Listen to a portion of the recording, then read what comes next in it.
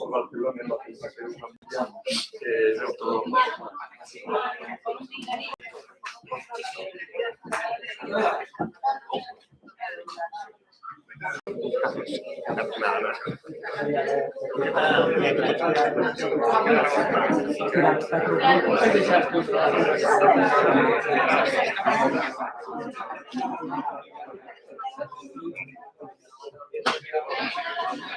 Bueno, ahora cuando vaya a Barcelona. Sí.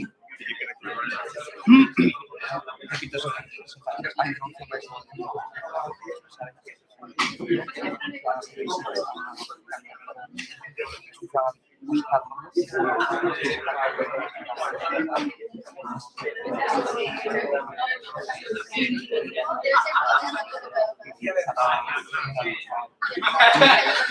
Y después, 2 minutos de fecha para puntualizar. Un minuto, digo. sería ¿Qué no acaba? pues en este caso voy a ser una porque vale.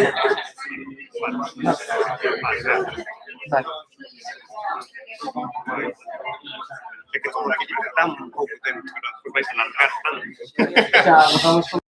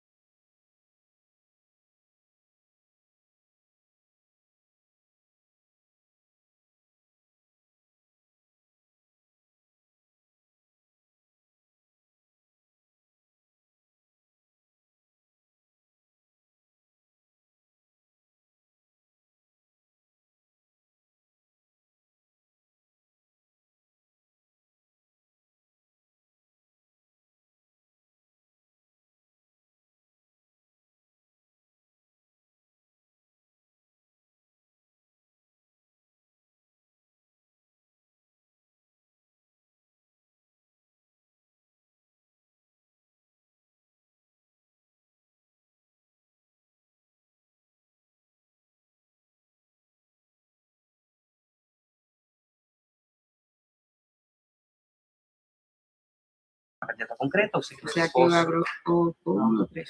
Sí, e despois pechas o debate. Que fago esta pregunta que non sabemos que se usa, non? Efectivamente. Esa é antes de todo eso. Sí, sí. Pregunta.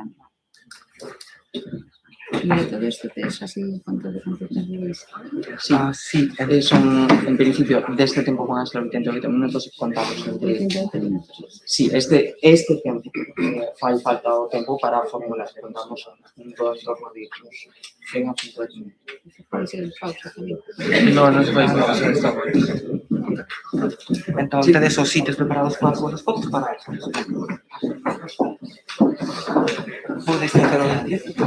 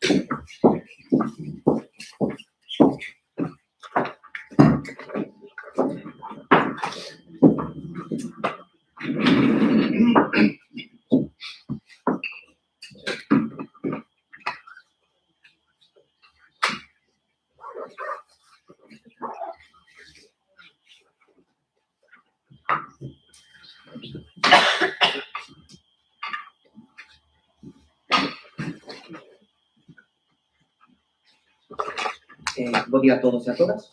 Queríamos comezar este debate agradecendo a todos os membros da comunidade universitaria que axudaron a organización deste debate, dende os conxuntos de investigadores como a IC ata o persoal técnico de xestión e administración de servizos a través de Atravi.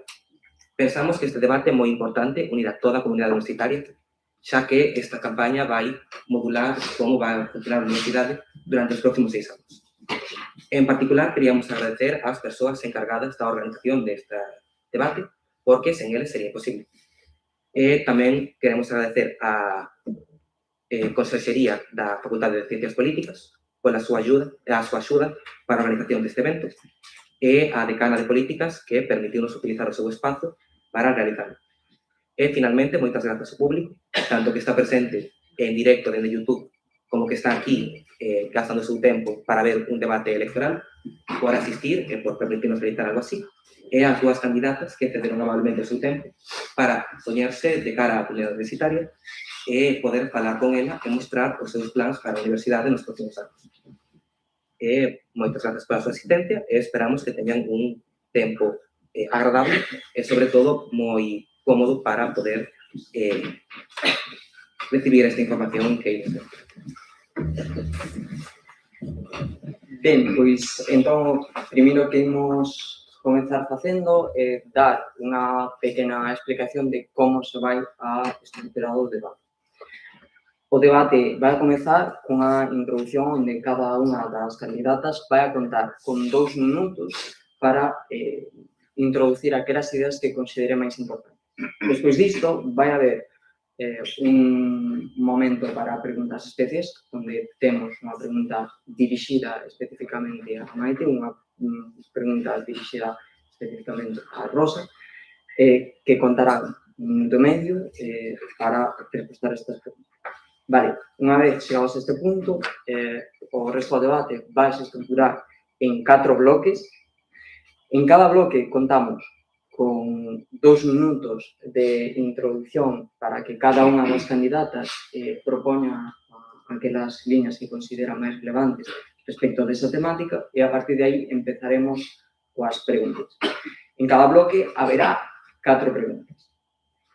Unha vez rematados os 4 bloques, será o turno das preguntas en aberto. Só admitiremos preguntas que sexan presenciais, por favor, evitamos reflexións, simplemente preguntas. Unha vez concluídos os 15 minutos que lle dedicaremos a estas preguntas, procederemos a 1 minuto de ouro de cada unha das candidatas. Ben, sen máis, fixemos unha escolla aleatoria que vai a determinar quen empeza cada un dos bloques e das partes do debate. Ao bloque que comeza unha, vai non pechar a outra e viceversa. Ben, con isto nada máis que engadir, conta a profesora Rosa Crujeiras con eses 2 minutos para a introducción. Vale, pois moitas grazas. Teño que comenzar agradecendo a organización deste debate, o Consello Estudantado, a Organización de Investigadoras Compostela e o colectivo Atrave, por traer un debate ao seu da comunidade universitaria nesta segunda volta. Non evito debates, simplemente priorizo e sempre vou poñer por diante un encontro aquí, onde se celebran as eleccións coas nosas compañeras e os nosos compañeiros. Tamén quería aproveitar para agradecer o noso apoio na primeira volta destas eleccións, de todos os sectores que nos permiten asumir esta segunda volta, ainda que cansos, con moita responsabilidade por os resultados obtidos, con serenidade, porque pensamos que o que compre cando se aspira a liderar unha institución como a nosa, pero con ambición de cambio tamén, para abrir unha nova etapa na Universidade de Santiago de Compostela, na que teñen que mudar moitas cousas. E o primeiro que debe mudar é o liderado. Nós podemos aportar un liderado baseado no diálogo real, na escoita humilde e activa, na planificación rigorosa, tanto de recursos como de accións, e na capacidade de executar cambios. Nesta segunda volta, justamente, o que quixemos foi exemplificar ata onde podemos como queremos liderar esta institución e nestes días o que estivemos facendo foron distintas visitas, xuntanzas de traballo nos centros, servizos, non pudemos chegar a todos, pero que planteamos realmente non como as últimas dun proceso electoral, senón como as primeiras dunha nova etapa nesta universidade. Moitas grazas, profesora Rosa Crujeiras. Ten os seus 2 minutos a profesora Maite Flores. Moitas gracias. Non sei se me escoita. Hola. Sí. Bueno, gracias a vos tamén a todas e a todos os que estades aquí e os que están tamén en streaming, a organización, por suposto, o Consello Estudantado que sempre nos abrimos para traballar conjuntamente con eles.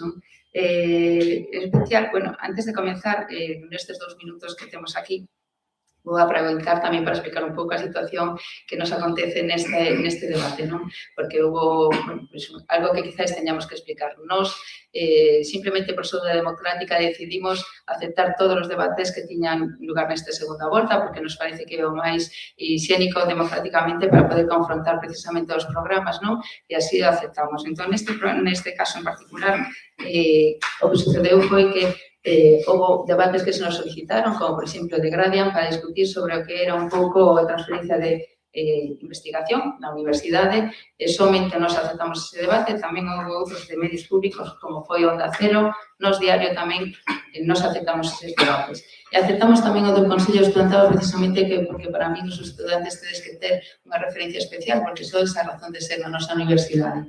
O que nos pasou nos estes últimos días e o problema que tivemos co voso debate foi que precisamente nos entendimos que mudaran as condicións do debate precisamente porque, sen decírnolo, de algún xeito, incorporouse tanto a AIC, que non temos ningún problema con a AIC, e a Trave. Entón, eu puxeme en contacto directamente ca Trave, porque non podía ser que me chegara por Fran, que estaba de oposicións, que estaba a dicir que nós xa non queríamos entrar no debate porque estaba a Trave. Non foi así. Nunca podía ser así. O que nós queríamos facer é que se incorporasen todos os colectivos representados no claustro e que se lle dera a oportunidade, que non se fixo. Entón, por iso mostramos a nosa desconformidade e tamén porque se publicou exactamente este debate antes de acordar as condicións e antes de aceptar. De feito, incluso no horario non estaba acordado. Ou, por lo menos, había moitas cousas por acordar. Ainda así, estamos aquí, penso que ten que haber democracia, temos que facer democrática, confrontar as ideas e, por suposto, estamos aquí para responder, para confrontar, que non é o mesmo que enfrontar todas as cuestións que queirades. Moitas grazas. Comezamos con este pequeno bloque de preguntas especiais. Comeza a profesora Maite Flores. Maite, tes defendido o teu proxecto como renovador e non continuista. Lonxe das liñas xa emprendidas polo equipo actual. Como encaixa Dulce García nesta imaxe que a túa candidatura busca transmitir? Vale. Temos un minuto e medio tamén para isto, pero separades o tempo. Gracias. Bueno, pues efectivamente, non somos un cambio, somos algo que non é continuidade. Dulce incorporase ao noso equipo precisamente porque o seu traballo é moi importante, ben desenvolvido dentro destes últimos anos, e agradece tamén que participe neste debate. Para a nosa secretaría non é só unha oficina informativa, non? Senón que é algo máis que iso. Ela incorporase aquí deste xeito, non? Pero sí que é certo que nos manifestábamos nestes días, precisamente, sorprendeme esta pregunta que tedes aquí, pois le preguntaba outro día a profesora Crujeiras sobre Luís Míguez e despois vin que precisamente agora xa publicou quen era a súa secretaria xeral, non? Sentimos un pouco que vai a remolque de algún xeito, non? Que vai facendo as publicacións un pouco a medida que nos vamos facendo e preguntando, isto quizáis non é transparente. Para nós, a importancia de non ser continuidade, ou non ser continuismo, non? Que precisamente está máis enraigada na quen lidera, quen é a candidata reitora. Neste caso, pois aí fai uns días unha foto precisamente na que estaba Rosa Crujeiras e estaba tamén Juan Viaño, non? E no meu caso non está en ningún caso, eu non teño ninguén que me soporte detrás. Vale, moitas grazas. Profesora Crujeiras, despois do risas nesta sala. Grazas. Despois do publicado sobre Luís Míguez, e a pesar de que xa contas con unha nova persoa para a Secretaría Xeral, cal é o papel de Luís no vosso proxecto actualmente e cal sería no caso de ser reitora? Ben, efectivamente, pois, alguén non soubo aínda, a Secretaría Xeral, en caso de resultarmos dirixidos, sería ocupada por Alicia Villada, que é profesora de Dereito do Traballo. En canto ao profesor Míguez, que sabedes todos que ten profundo coñecemento da institución, unha valía profesional, creo que incontestable, pois contaremos con él como con calqueira outro membro da comunidade universitaria. Ben, moitas grazas, profesora Rosa Crujeiras. Sen máis, vamos ao comezo a ese primeiro bloque de preguntas. Este bloque corresponde a gobernanza, desenvolvemento normativo e participación. Empeza con eses 2 minutos a profesora Rosa Crujeiras. Penso que comenzaba máis, non? Non acabas de comezar, tía. Non, empecé sí, outra vez que non. Empeza a profesora Maite Flores. Sí. Bueno, a Universidade de Santiago, como sabedes, ten unha longa tradición de autogoberno, pero sí que é certo que nos últimos anos foise complicando un pouco máis, non gañando complexidade en realidade. En algúns casos, excesiva burocracia. Nós queremos unha universidade que sexa máis dinámica, máis competitiva, máis aberta, por suposto, a sociedade. Temos que empezar por gobernarnos nós. Entón, o primeiro compromiso que temos é simplificar os procesos administrativos e normativos. Hoxe, moitas decisións tardan moito en chegar finalmente ao seu objetivo final, simplemente porque son excesivamente complexos. Non iso estamos falando con toda a comunidade universitaria e todos nos din un pouco mesmo. É dicir, a universidade non pode permitirse perder este tempo nin enerxía en dinámicas administrativas que non achegan valor. O segundo lugar, queremos reforzar a participación real, é dicir, non somente unha participación que estea sentada nun papel, sino que sexa unha participación a través de mecanismos de diálogos cos centros, cos departamentos, cos distintos colectivos que conforman o SC, eso tamén inclúe os colectivos do estudantado, que pedíades ter tamén máis participación, non somente ter voz, senón tamén ter voto. A participación, como dicía, non pode ser somente formal, ten que ser efectiva. O que queremos facer é adaptarnos, por suposto, ao marco normativo, é un reto da universidade que temos por diante. O novo contexto universitario está marcado por cambios legislativos que teremos que abordar, por retos do sistema de educación superior. O noso objetivo é moi claro, unha universidade máis áxil, máis transparente, máis participativa, na que as decisións se tomen con diálogo e coa mirada posta no futuro da institución. Moitas grazas, profesora Maite Flores. Comeza a profesora Rosa. Grazas. Grazas, agora sí. Participación e gobernanza non as podemos entender por separado, non? E en certo xeito se comentaba na intervención inicial, non as podemos entender por separado porque para liderar e tomar decisións informadas, para xerar consensos tan necesarios, é preciso dialogar. E para que este diálogo chegue a toda a comunidade universitaria, pois precisamos promover a participación, non? E esta non só se ten que dar nos órganos de goberno, aínda que aquí tamén temos que traballar para que cada unha das persoas representantes nos concellos de goberno, nos claustros, nas comisións, asumamos a nosa responsabilidade.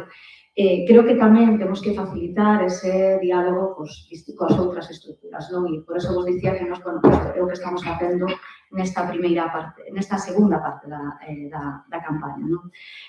Participación, gobernanza e estrutura de gobernanza. Penso que coñecedes todos como estruturaríamos o Consello, o Comité de Dirección, o equipo de goberno, e que deixa claro que as directrices políticas tendrá a reitoría, as subreitorías, por suposto, escoitando e dialogando, a xestión, tendría ser. Había un último punto que aparecía neste bloque, que era o desenvolvemento normativo, simplemente por apuntartes 3 cuestións. O primeiro é que debemos tender a un proceso de actualización, vale? De actualización da normativa, de revisión, de ordenación, que ten que ir necesariamente ligado aos procesos de simplificación administrativa. Vendo un pouco os que estades na sala, creo que xa todos escoitáchedes un pouco a planificación que nos presentamos de como queremos abordar esa simplificación normativa, racionalizar e despois digitalizar en ámbitos como a xestión académica, a xestión económica ou a xestión da investigación. Esta simplificación ten que derivarse en normativa e que temos que garantir unha maior accesibilidade e, por suposto, implantar a administración electrónica na nosa institución. Moitas grazas, profesora Rosa Cruqueiras. Comezamos, entón, con esas preguntas que forman parte deste bloque e a primeira é respecto da reforma dos estatutos. Como as dúas saben, conforme a entrada en vigor da LOSU, produciuse ou iniciouse unha reforma estatutaria na universidade. Saben tamén que houve críticas a como se iniciou ese proceso, xa que comezou con un borrador de parte do equipo reitor. Gustaríanos coñecer, por unha banda, como terían abordado este aspecto e como pensan abordalo unha vez que sexan reitores. Empeza, entón, con 1 minuto e medio para respostar a esta pregunta a profesora Maite Flores. Vale. Bueno, en canto aos estatutos, sabemos que é unha parte que está por traballar, por sorte, pois paralizáronse, estábamos cas eleccións, non? Precisamente nun documento que lle pasábamos estes días a Alba Nogueira para facerlle unha proposta, facíamos as bases e principios do que era a nosa candidatura. Nel, unha dos puntos que lles parecían relevante que nos trasladamos era sobre isto, sobre os estatutos. Nos temos moi claro que hai que comenzar de novo, porque os estatutos teñense que traballar conxuntamente con todos os estadios da universidade, teñen que ser transparentes, teñen que ser fruito do diálogo, da discusión, do debate que sempre temos na nosa universidade, témolo moi claro. Moitas grazas, profesora Maite Flores, profesora Rosa Cruqueiras. Vale, moitas grazas. Bueno, neste momento, simplemente por clarificar, se alguén non sabe como está o proceso, a Comisión de Desenvolvemento Estatutario do claustro que temos actualmente en vigor, pois rematou un borrador de estatutos que está na mesa do claustro por mor do período electoral, se paralizou aí. Constitución de novo claustro, nova comisión, hai que volver a arrancar. Eu penso que non debemos desbotar o traballo que se fixo nunha comisión ampla, pero sí que temos que darle ao claustro. O desenvolvemento estatutario, o encargo, pode xurdir de claustro ou de Consello de Goberno. Este equipo decidiu que xurdira de Consello de Goberno. Eu creo que temos o claustro infrautilizado. Temos comisións, un claustro amplo, se pode dar debate aí, quizás partindo, xa hai antes de chegar á Comisión de Desenvolvemento Estatutario, ese mandato do claustro para a reforma estatutaria debería partir da discusión das comisións que temos aí. Por suposto, tamén achegando outras cuestións que poidan vir de outras estruturas. Pero penso que o claustro é un excelente espazo, un claustro amplo, con moita representación, un excelente espazo para que o abordemos en lei. Moitas grazas, profesora Rosa Cruqueiras. A seguinte cuestión, ligada tamén a esa gobernanza, é referida á xerencia. A candidatura de Maite Flores fixo público o nome de esa vicerreitoría para Xosé Antón Freire Ramos, e no caso da candidatura de Rosa Cruqueiras foi para Juan Díaz Villoslada. O que nos preguntamos é que modelo de xerencia plantexa cada unha. Así, comeza de novo a profesora Maite Flores. Vale, efectivamente, a pregunta é sobre o modelo de xerencia.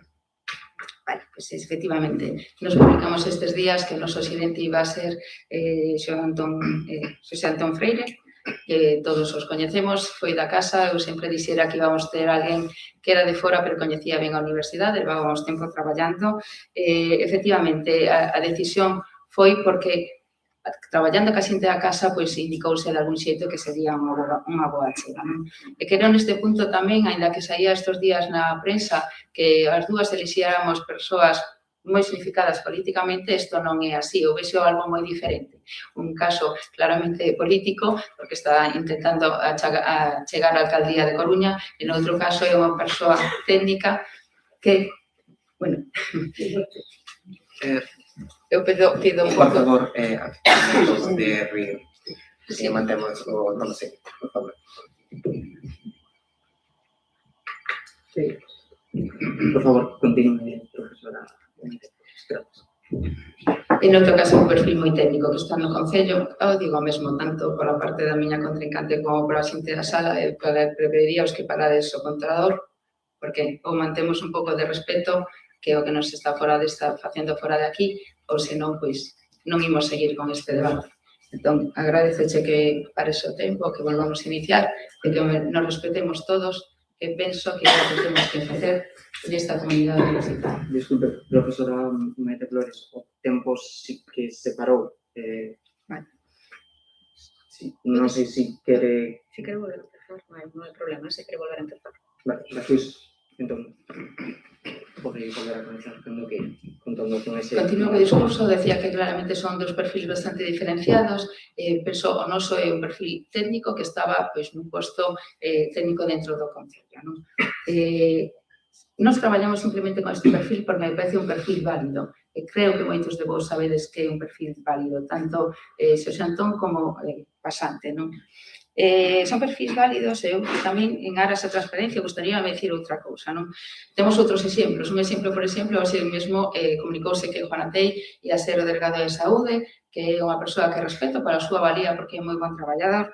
Sin embargo, esta é a segunda persoa que se pon ao frente deste perfil, porque Rafa López, que supoño que coñeceredes, que tamén xefe de servicio de oncoloxía, foi o primeiro. El mesmo este mediodía me trasladaba que, por favor, que podía decir aquí claramente que el non quixera seguir a continuar nesa candidatura precisamente polo intrincada e conflictiva que estaba vendo que era a candidatura. Por eso se saiu.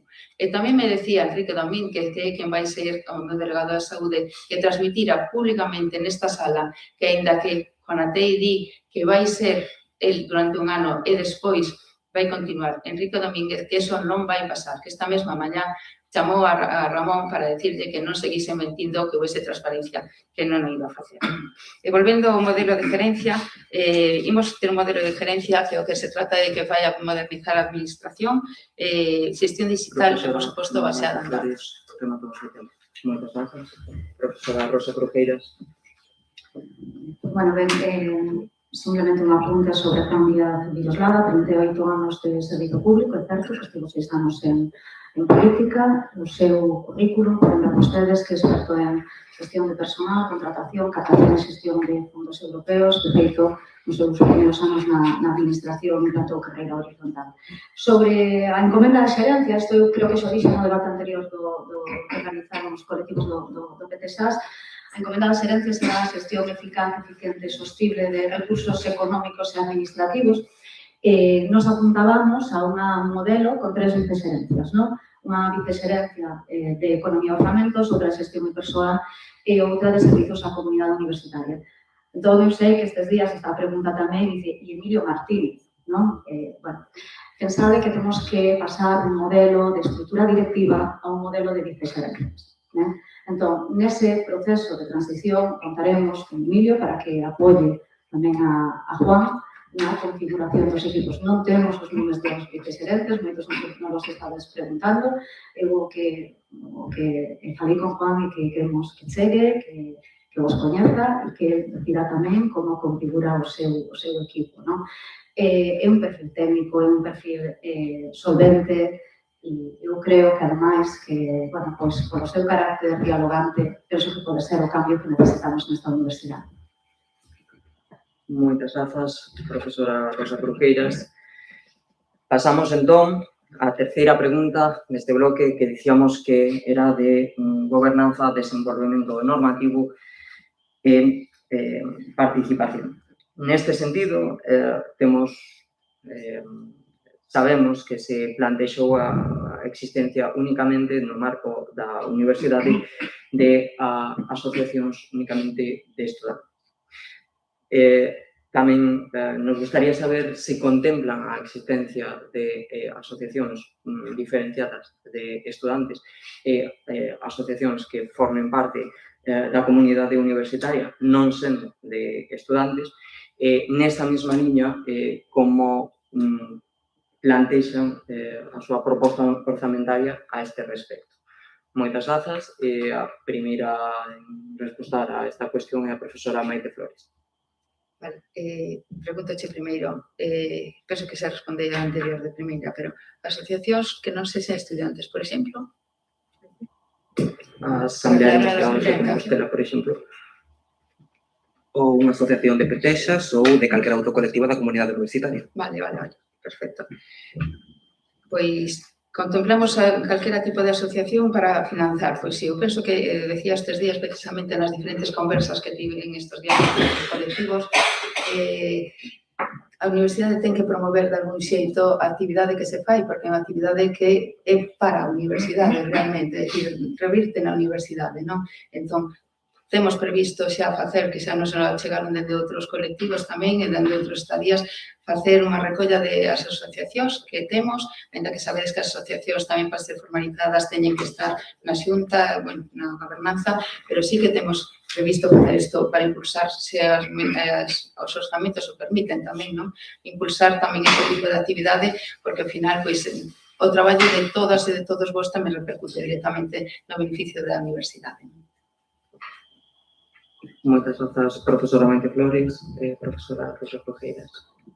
Bueno, eu agora aquí boto en falta que sería a miña vicerrectora de Estudantado, Igualdade e Diversidade e Benestar, Lorena, se digo algo mal, corrixes, porque este tema da organización das asociacións, en particular a integración da asociación das asociacións de estudantes, estivemos como un tema que non é a primeira vez que xorde, con varias juntanzas con estudantados tamén nos realizadades.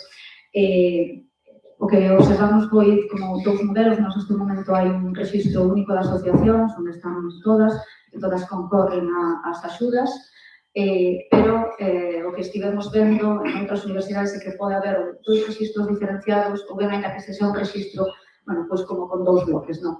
Eu creo que é necesario, e aquí estades colectivo de PTSAS, pero a ver se non quero moito voto con isto, creo que temos que priorizar, vale, as actividades que temos para o estudantado, esas axudas que tenen dirixidas a este colectivo no marco cultural, por exemplo. Moitas grazas, profesora Cruqueiras. Dar un pequeno aviso, porque nos notifican que hai algún problema con audio. Por favor, tede silencio os teléfonos e cuidado as candidatas con falar moi preto do micro e con soplar cando está falando a outra. se pode separar o micrófono, agradeceríamos moito polo ben das persoas que non están nesta sala e que poden ter problemas para escoitar. Moitas gracias. Ben, dito isto, continuamos coa cuarta e última pregunta que dicíamos este bloque de gobernanza. Esta pregunta vai referida aos sectores electorais. Saben as dúas que no marco do sector 2 están persoal contratado predoutoral, postdoutoral e tamén os axentes doutores. A situación é que este persoal ten unha realidade de contratación que non encaixa co calendario electoral da universidade, o que produce que en ocasións queden a chegar a rematarse a lista de candidatos para ocupar eses postos no claustro, quedando este sector sen representación. Cale a súa proposta a efectos de solucionar isto? Plantexan unha alternativa de facer eleccións para estes sectores a mitad de mandato? Esta é a cuestión que lle trasladamos e comeza, entón, a respostar a profesora Maite Flores. Por aclarar a pregunta, entón, a cuestión que como mandato vai ser de 6 anos, as contratacións moitas veces non duran ese tempo, se imos facer unha posibilidade de que se incorporen na segunda parte do mandato. Esa é a pregunta. Sí, algo así, pero con máis matices. A cuestión é que boa parte destes contratos teñen unha realidade que é inferior de calquera xeito a eses 6 anos. O máximo van a ser 4 anos. O que ocorre é que pasados eses 4 anos xa non queda ninguén que pertenza a ese colectivo e, polo tanto, pode quedar ese colectivo sen representación. Pois, sí, porque como engabas, tamén están aí os asociados, que non nos nomeaches, pero tamén están nese mesmo colectivo. Non sei se teño que responder eu, non sei. Vale.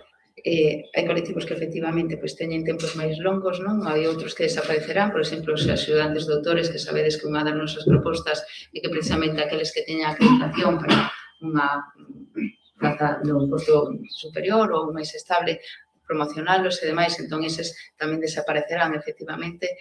Todo isto haberá que recollelo dentro dos estatutos.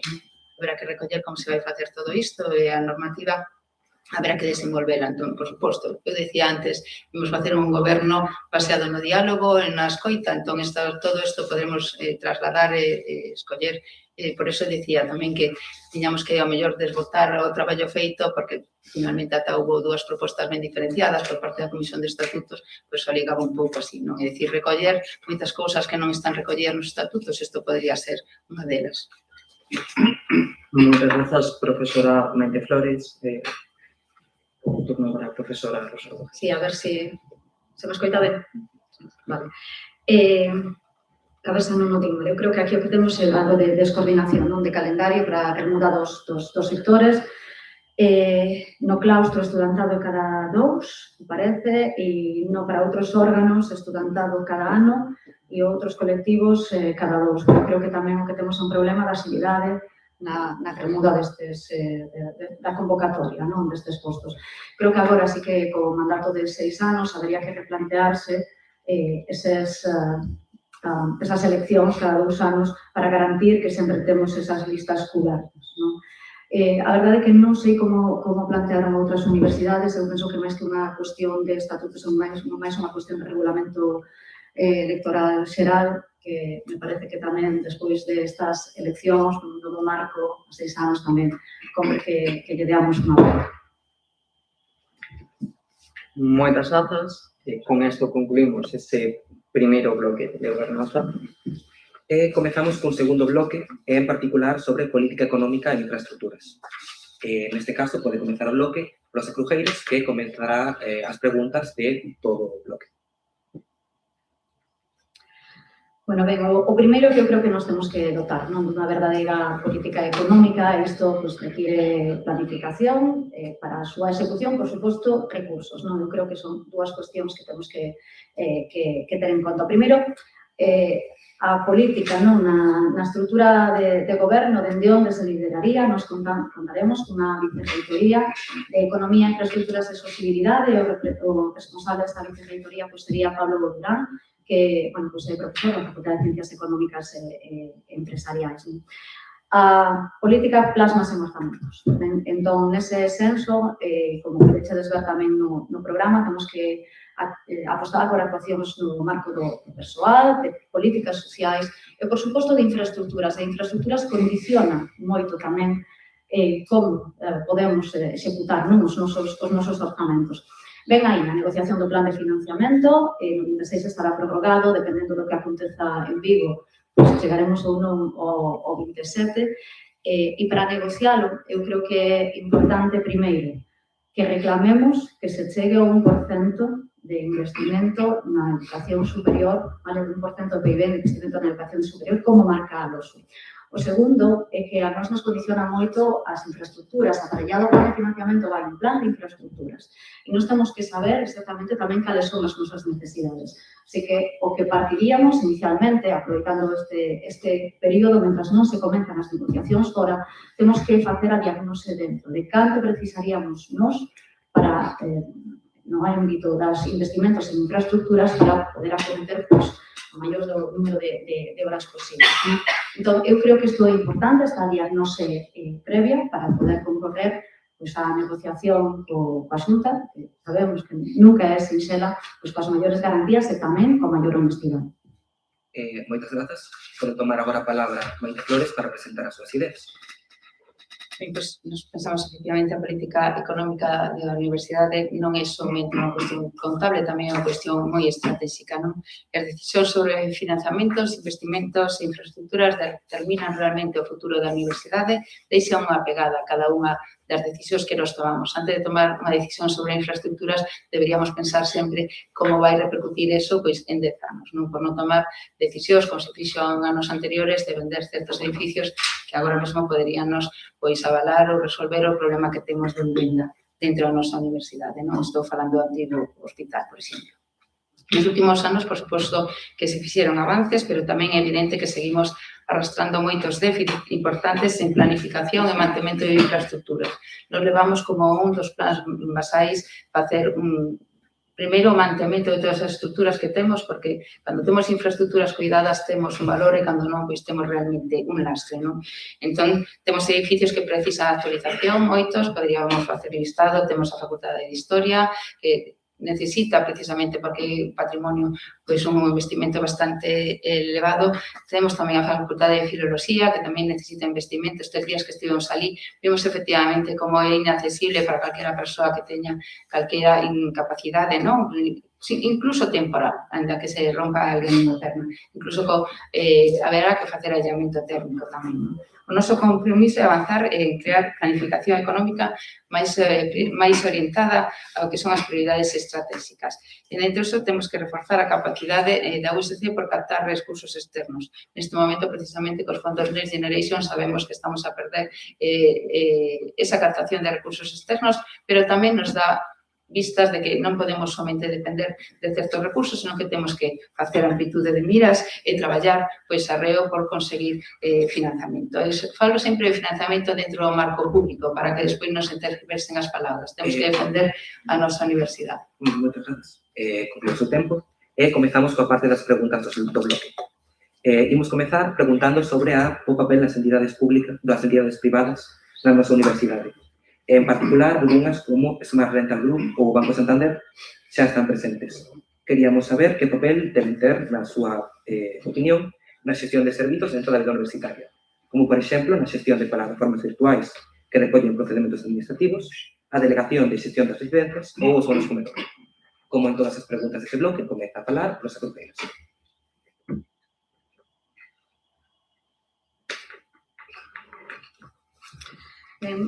Nada, grazas. Unha mensaxe sinxela, a universidade pública debe contar con financiamento público, non? E eu creo que aí é onde temos que pelexar, porque se recoñeza a nosa función social, non?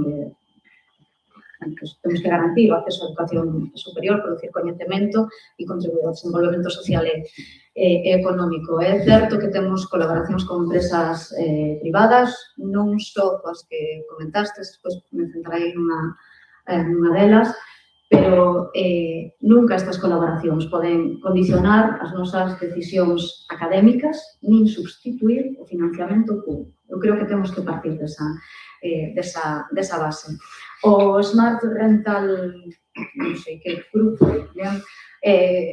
vos animo a que vexades no portal de contratos de Galicia, o pasado xoves de abril, era xoves santo, se queres mirar a data, cando se adjudica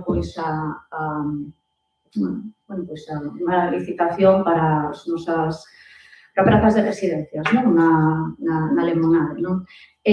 O importe era de alrededor de 60.000 euros en 2 anos, prorrogados un máis, e eu me pregunto, e así o preguntei na casa, se realmente era necesario. Eu creo que o primeiro que temos que valorar é cando recorrimos ao privado que o facemos. Moitas grazas. E o turno de Maite Flores para contestar. Pois, nesta parte estamos de acordo. Nas universidade e a universidade pública que ten que garantir a equidade de todos. Penso que unha das grandes defensas que temos seguramente un dos puntos que temos precisamente en común. É dicir, temos que traballar con cartos públicos e traballar pola universidade pública. Non podemos estar condicionados a entidades privadas. As decisións que se fixeron no pasado para implementar aquí estas entidades privadas, pois non podo dar conta delas, non teño a información de por que se motivaron, pero dende logo temos que garantir que a universidade sexa pública, que as residencias sexan públicas e que os nosos estudantes poidan traballar. E precisamente traballar pola pública é o que estamos a facer. Penso que todos os que estamos aquí e todos os que estamos aquí. Nos formamos na universidade pública, traballamos pola universidade pública e para a universidade pública. Moitas grazas. Continuamos cunha pregunta sobre o Santimonte. Penso que todo o mundo sabe que é un colexio maior que leva pechado dende hai varios anos debido á situación das infraestructuras. Ambas candidatas nos comprometíxedes a reabrir o centro, pero gustaríanos coñecer aspectos concretos sobre as datas e as fontes de financiación que tedes pensado para isto, tendo en conta que os orzamentos da USP son públicos e que podedes facer certa investigación ao respecto. Pode comenzar, Rosa. Ben, o caso do simplemente, eu creo que este é un exemplo da falta de planificación en infraestructuras, non? Acometemos unha obra e despois non somos capaces de rematala e isto ten un impacto sobre a vivenda do noso estudantado. Vale, e nos tratamos de valorar se era factible, non? Propoñer a reapertura do Simplemente, contamos coa área de infraestructuras, hai un primeiro orzamento que está alrededor dos 5,2 millóns de euros, parece un pouco alto, dende a área tamén nos dicían que se podía rebaixar, pero é un investimento e neste momento temos o plan de infraestructuras que acompaña o plan de financiamento comprometido para a fase 1 de Ciencias da Saúde. Entón, de onde se pode obter un financiamento extraordinario? Pois un ingreso extraordinario. Se mirades a conta, non quero dicir mal, pero temos pendente a reversión do IBE de investigación e o do 24 está aprobado, 5,2 millóns de euros, xusto coincida con día, pois está metido nos orçamentos, e está pendente, eu creo que sumaba alrededor de 9 millóns de euros, que esperemos que se reciban nos vindeiros anos. Entón, investimento extraordinario, ingreso extraordinario para investimento e despois a negociación do plan de infraestructuras específico. Continúa presentando estes aspectos concretos Maite Flores. Gracias. Pois, si, o simplemente leva pechado do curso 21-22, algo que non nos podemos permitir é, creo que coincidíamos, incluso as 4 candidatas, non son as 2 que estamos hoxe aquí. No ano 2023 foi cando se fixo esta previsión de gasto para investimento para arranxar o San Clemente de 5 millóns de euros, aproximadamente un poquinho máis, como decía Rosa, non? Agora seguramente será superior. E será superior e, sobre todo, os cartos que se investiron aí foron, para min, cartos tirados, porque ao final pechamos as portas e iso segue sen funcionar, non? Eu non se diría o San Clemente, senón tamén diría o auditorio, non? Dende o ano 2008 leva pechado o auditorio, no momento que fixose unha previsión de gasto que precisaría para volverse a reabrir, que estaba situado non con 5 millóns de euros. Estes dous aspectos o falamos co no Concello, ca alcaldesa, nos días pasados, na primeira fase, falábamos que efectivamente o tema da vivenda é un tema que temos que traballar conxuntamente e que non é solamente un problema da universidade, senón que é un problema que temos que traballar de forma conxunta. Por eso, no programa, poñeu que teríamos que facer financiamento mixto, non só da universidade, porque os nosos fondos son os que son, senón tamén de outras administracións públicas. Moitas grazas.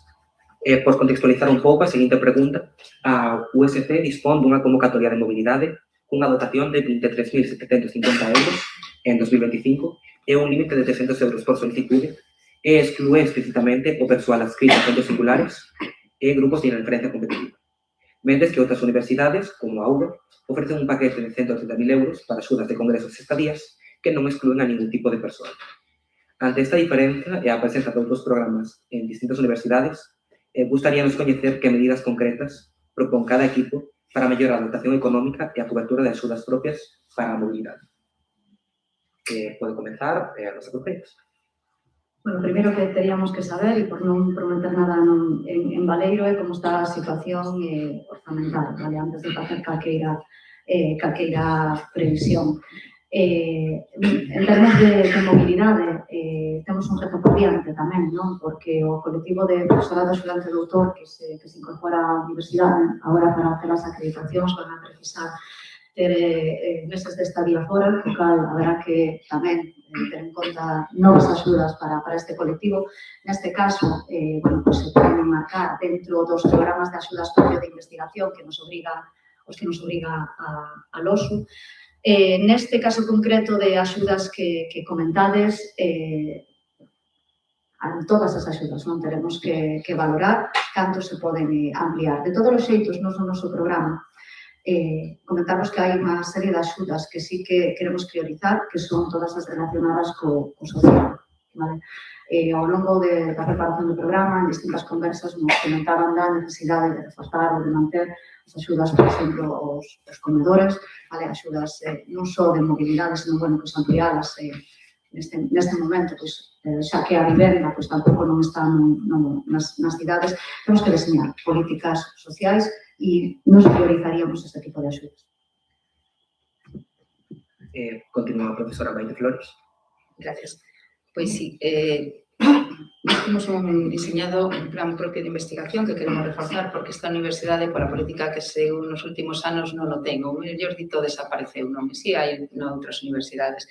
Entón, esa parte, precisamente, antes decía a miña compañeira Rosa que parte dos custes indirectos do que ingresamos para a investigación querería dedicalo a cousas para infraestructuras. Nós non queremos facer eso, queremos facer eso repercutir directamente, ou ao menos eso te entendín, Rosa, igual te entendín mal, que non o que queremos facer é facer repercutir eso de algún xeito no plan propio de investigación, que inclúa moitas máis cousas que non somente mobilidade, non? Que inclúa tamén ese momento en que os investigadores e investigadoras quedades de contrato e tedes que facer un pase entre un contrato e outro, ou ás veces, cando estamos traballando baixo contratos con empresa, porque facemos transferencia tamén, non? Nesa parte, que se queda aí un momento que non tes ese contrato e que non te podas quedar aí no alto, non? Decías que se excluía os centros singulares, seguramente se inclúe os centros singulares neste momento porque son os que máis cartos teñen, non? Tamén en aras á equidade, pero volvo a dicir o mesmo, non estamos aquí para dar contas do que está facendo ata o momento. Moitas grazas. Volven a dicirnos, dende os que están encargados de revisar o directo, que cuidado cos micros. Continuamos coas preguntas. Porque senón non se escoita cando igual se pode separar para que se escoita as respostas, Rosa.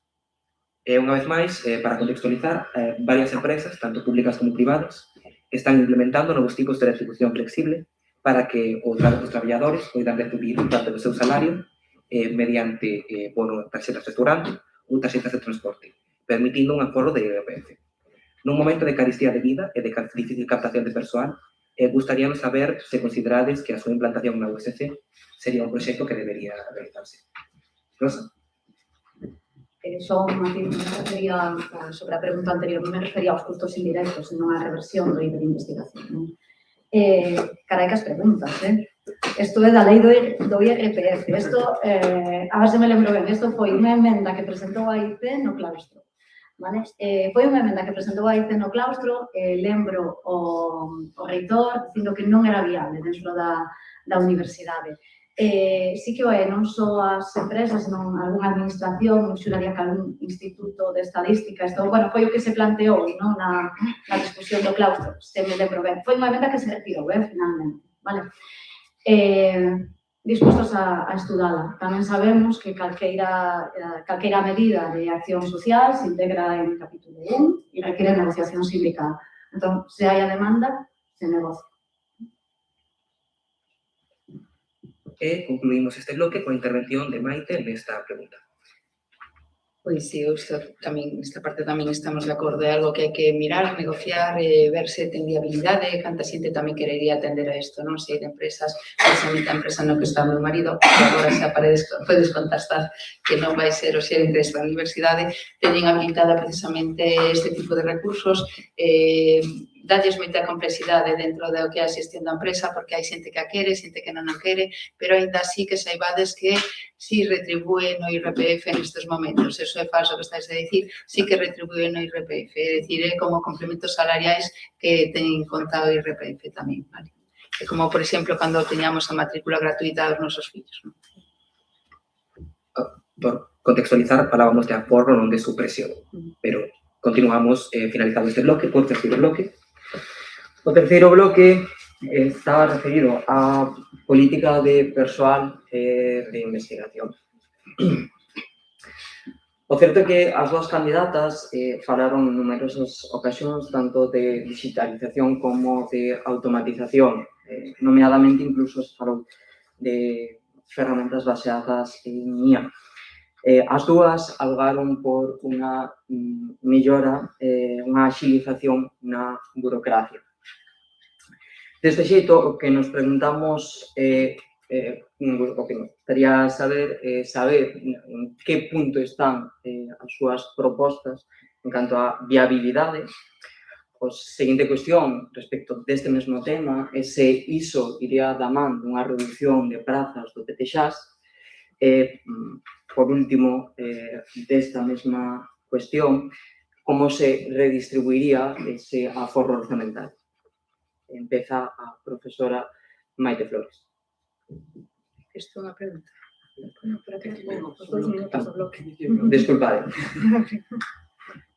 Comeza entón, desculpade o erro, anticipeime, recordando a estrutura do debate, primeiro van eses 2 minutos de introducción de cada unha das candidatas. A primeira, a profesora Maite Flores. Bueno, o maior patrimonio da Universidade de Santiago de Compostela temos claro que son as persoas que traballan nela, non? Por iso a política de persoal para nós é algo moi importante, algo que nos preocupa. Nos próximos anos imos afrontar un importante relevo xeracional, penso que todos somos conscientes desto, tanto no profesorado como no persoal técnico de administración e servicio. Nos creemos que non se trata só de sustituir a estas persoas nun momento e desacompasadamente, senón que se trata de algún xeito de que esas persoas que teñen moito coñecemento o deixen na universidade. Por iso temos que facer unha planificación importante, anticipación, por suposto, para facer que as persoas coincidan no tempo e se poda facer ese trasvase de información e, por suposto, manter o talento necesario. E cando falamos do talento, falamos de todo o talento que temos na universidade, non falamos somente do talento científico que temos na universidade, porque de algún xeito a xente de humanidades e a xente de ciencias sociais, incluso o PTXAS, non? Pois vese afectado cando parece que falamos de talento, eso nos referimos a algúns, precisamente porque as dúas candidatas que estamos aquí sexamos de ciencias, non? Un dos nosos compromisos é, por suposto, facilitar a carreira académica dos estudantes cando van decidir facer unha tese e quedarse neste sector. Cada vez nos custa máis que os incorporedes ao sistema porque non somos atractivos, non temos unha estabilidade ou unha proxección, non?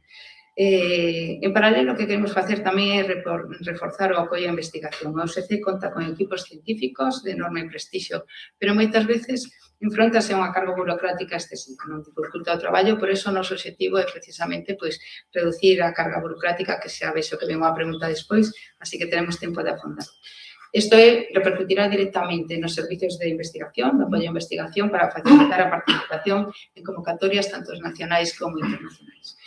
Queremos impulsar transferencia de coñecemento, investigación non só xera coñecemento, tamén contribúe ao desenvolvemento do país. En definitiva, queremos unha universidade que coide o talento, aposte pola investigación e ofreza oportunidades reais ás diferentes xeracións. Profesora Maite Flores, o tempo da profesora Maite Flores.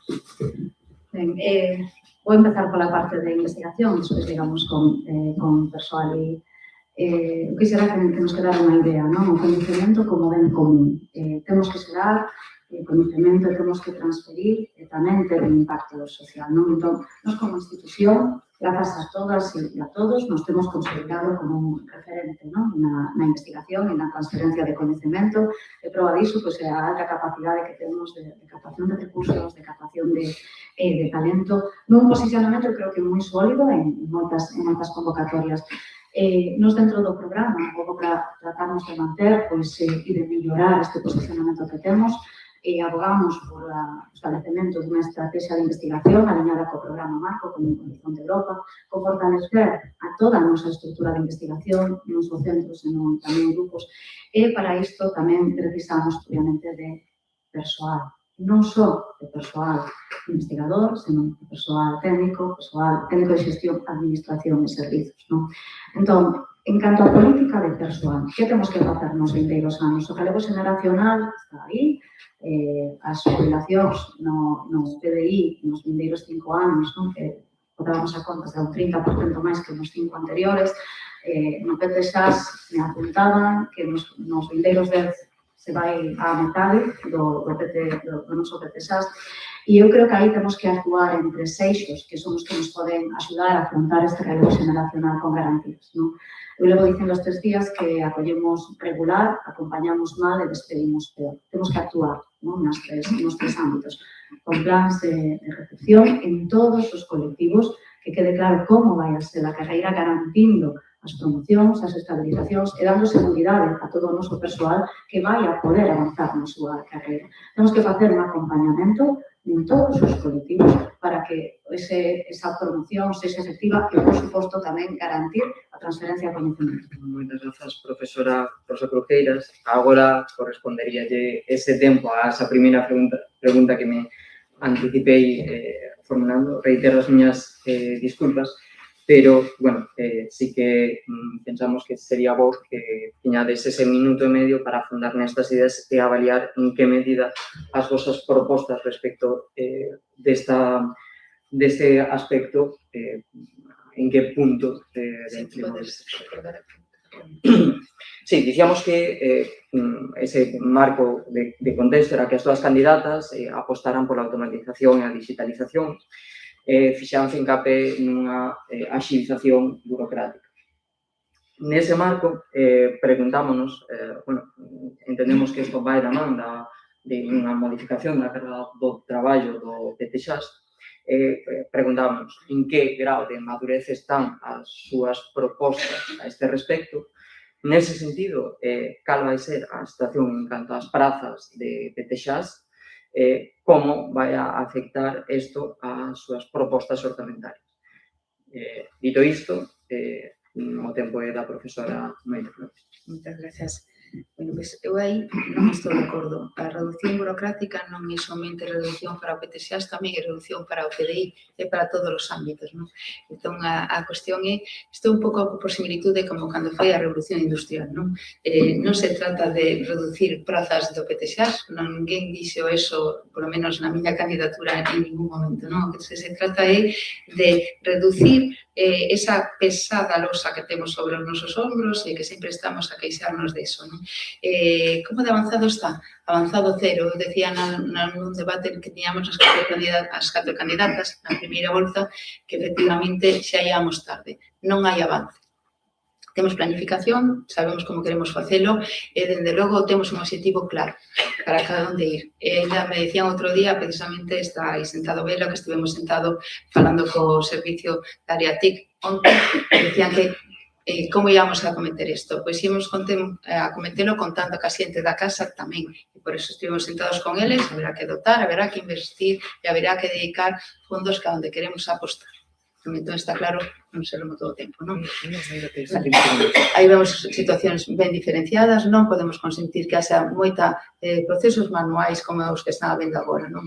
Temos que facer definir variables, definir procedementos e facer unha definición e interconectar diferentes aplicacións que temos. A par que introducir a inteligencia artificial e formar o persoal, non somente o PTSA, senón tamén o PD. Non sei, tens problemas para ver o tempo, porque tengo a sensación diso. Tedes outra pantalla ali e ali para poder Se observar. me pousa a pantalla, Pero pouco se máis aquí, prefires. se o agradezco. En principio esa pantalla, bueno, engado unha aclaración, eu son deficiente visual e esa pantalla está un poquinho pensada para mí. Pero podemos entornar un pouco se Sen problema. tedes outra ali para... Se queda Está moi moi longe. longe para miña amiga. Sí. Sentímonos moito. O tempo é da profesora Rosa Crujeiras para a mesma pregunta. Bueno, como vexo que hai PTSAs na sala, seguro que hai PTSAs conectados, tranquilidade. Vale? Non pretendemos sustituir a ninguén. Eu dicía antes, non temos que racionalizar para digitalizar e hoxe o noso persoal técnico de xestión, administración e servizos ten unha altísima cualificación e o que temos é que converser cara a novas funcións, porque hai novas capacidades dentro da nosa universidade. Hai que formar, por suposto, o sabemos, pero tamén xa a xente que entra con unhas competencias diferentes que fai uns anos. Dentro dese proceso que nos propoñemos, non me gusta dicir que imos a empregar a IA, non? A IA é unha ferramenta máis. Empecemos por como facemos as cousas. Non ten sentido ningún que o único que pagamos é meter unha capa de digitalización a procesos que non xeneran ningún tipo de valor. A procesos que pasar de manual a digital, así non é como imos a mellorar a nosa xestión. Nos dentro do programa o que planteamos é que os servizos se lidere esta transformación, esta revisión de procesos e procedementos, que antes vos comentaba que se focalizaría en 3 ámbitos, inicialmente xestión académica, xestión económica, xestión da investigación, e con unha visión posta en cal é o output deses procesos. Son os datos, temos que dotarnos dun modelo de gobernanza do dato nesta institución, e son documentos. Temos que avanzar cara á administración electrónica. Temos que garantir que os nosos datos, os nosos documentos están interpretados ou interoperables. Grazas, profesora Rosa Crujeiras. A seguinte pregunta é relacionada coa suba salarial que se fixo sobre todos os empregados públicos. E, en concreto, debido a que a USC é a única universidade galega que non está aplicando esta suba salarial a persoal predoutoral e postdoutoral. Cal vai ser a súa posición respecto desta cuestión? O tempo é para a profesora Maite Flores. Disculpa que use 10 segundos para retomar un pouco, precisamente non podo estar máis en desacordo que pasar de manual a digital non sexa avanzar, non é digitalizar, é automatizar procesos. Non podemos ter 2 persoas en residencias copiando datos dun Excel e pegando datos noutra plataforma que non admite incorporación de datos. Vou agora ca pregunta sobre a suba salarial predoutoral e postdoutoral. Entendo que refíreste porque noutras universidades do sistema universitario galego si se fixo e aquí non. Seguramente sexa unha situación de orzamentos, non coñezo exactamente a causa, pero posiblemente sería esa motivación. Sabedes que os orzamentos neste momento están prorrogados, temos 300.000 millóns de euros en orzamento, dos cales 194 son adicados a persoal, 29 millóns son de gastos correntes. Entendo que non se asumiu por algún motivo, pero non podo xulgar tampouco. A cuestión será ver como a futuro, pero seguramente no 2026 tentaremos, cando cheguemos á reitoría, se nos dá esa oportunidade e a vosa confianza, pois facer unha modificación xa de orzamentos, pero se non sería para o ano 2027. Entón, traballaremos neso, pero a futuro. Non vos podo prometer nada para este ano. Moitas grazas. O turno da profesora Rosa Crujeiras. Eu insisto en que as preguntas son para nota. A ver, hai un auto do Tribunal Supremo do mes de xaneiro que indica que as subidas salariais tamén se teñen que aplicar a predoutorais e posdoutorais. Vale. Nós non o fixemos nesta universidade, obviamente temos o que facer, pero en canto cheguemos haberá que ver como está a situación financiera. Vale? Mas neste ano, coa subida salarial que se aplicou no resto do colectivo, isto incrementou o capítulo 1, un orzamento prorrogado, o montante total, que sinalaba que os Flores non se pode variar, porque sale de capítulo 6, entón temos que ver un pouco como está toda a situación. En todo caso, creo que isto ir a capítulo requiere tamén negociación para establecer prazos e ver como se contempla, efectivamente, esta subida salarial entre doutorais e postdoutorais. Moitas grazas, profesora Rosa Crujeiras. Recordamos que estamos nese terceiro bloque de política de persoal e de investigación. E nesta mesma liña, gustaríanos contextualizar as actuais axudas predoutorais da Universidade de Santiago de Compostela, que nesta última convocatoria se ofertaron 8 prazas, que ademais teñen un sistema de reparto de prazas que non únicamente está basado no expediente, sino que está baseado en outros criterios como aspectos relacionados coas áreas do coñecemento. Como consecuencia disto, temos que o 50% desas 8 prazas as levou unha área do coñecemento, ainda non tendo as maiores notas en canto a expediente. Despois diso, hai outra área do coñecemento, e falo de áreas do coñecemento, non de departamentos, que levou outras 2 prazas, o sea, o 25%, e quedou o 25% restante a repartir entre o resto de áreas. Dito isto, como plantexan mudar as predoutorais, as axudas predoutorais da Universidade de Santiago, se o consideran así? O tempo é para a profesora Maite Flores. Pois, efectivamente, son para nota estas preguntas. Podenos aclarar áreas e concretar que levou 50%, 25%, 25%, a que áreas foi dedicado?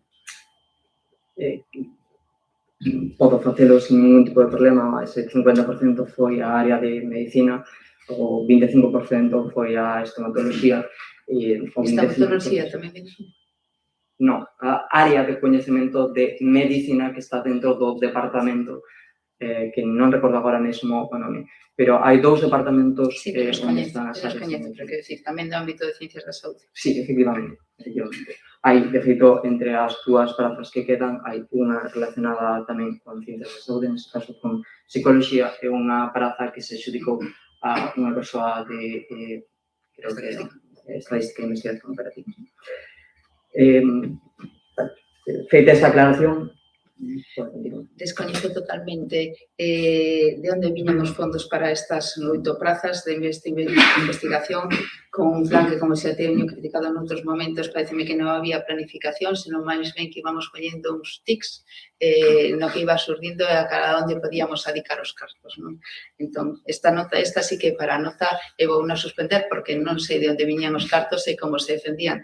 De feito, penso que hai que ter moito coñecemento de todo o que pasa na universidade para saber isto, senón tiveremos máis información sobre esta pregunta. Moitas grazas, profesora Maite Flores, e o turno da profesora Rosa Crujeiras.